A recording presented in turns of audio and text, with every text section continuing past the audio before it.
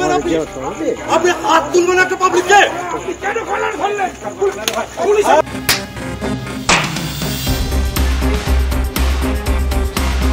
পুলিশের বিরুদ্ধে দাদাগিরি সহ একাধিকবার অভব্য আচরণের অভিযোগ উঠেছে। একই ঘটনার পুনরাবৃত্তি এবার মুর্শিদাবাদের ইসলামপুরে, কিন্তু এবার আক্রান্ত তৃণমূল নেতা। অভিযোগ, শুক্রবার রাতে ইসলামপুর বাজারে দোকানের সামনে গাড়ি রাখা নিয়ে পুলিশ আধিকারিকের সঙ্গে বিতর্কে জড়িয়ে পড়েন বহরমপুর সাংগঠনিক জেলার তৃণমূল যুব কংগ্রেসের সভাপতি আসিফ আহমেদ। শুরু হয় দুই তরফের কথা কাটাকাটি। বাগবিতণ্ডা জোরালো হতেই পুলিশ আসিফ আহমেদের গায়ে হাত তোলেন। কর্তব্যরত পুলিশ মদ্যপ ছিলেন বলেও দাবি আক্রান্ত তৃণমূল নেতার।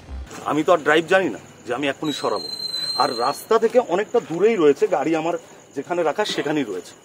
হঠাৎ করে তিনি তার গেটটা খুললেন, এমনভাবে গাড়িটা লাগানো ছিল যে গেটটা খোলার মতো জায়গা ছিল না, কিন্তু তারপর আমার গাড়িটা স্ক্র্যাচ হলো।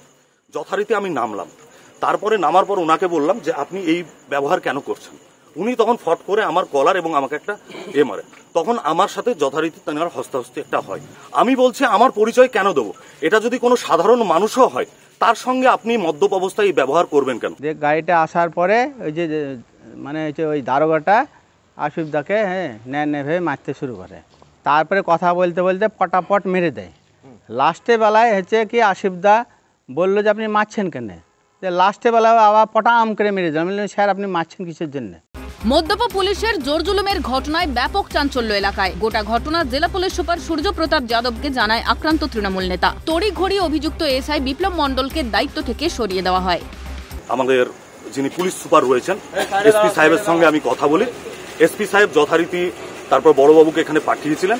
সেই অফিসার যে মদ্যপ অবস্থায় ছিল, এখানে যতজন দাঁড়িয়ে আছে তারা কিন্তু সাক্ষী রয়েছে, এবং বড়বাবু নিজেও সেই কথাটা স্বীকার করেছেন এবং বলেছেন যে তিনি মদ্যপ অবস্থায় ছিলেন। এটাকে আমি কখনো প্রশ্রয় দিই না, তিনার বিরুদ্ধে অ্যাকশন নেব।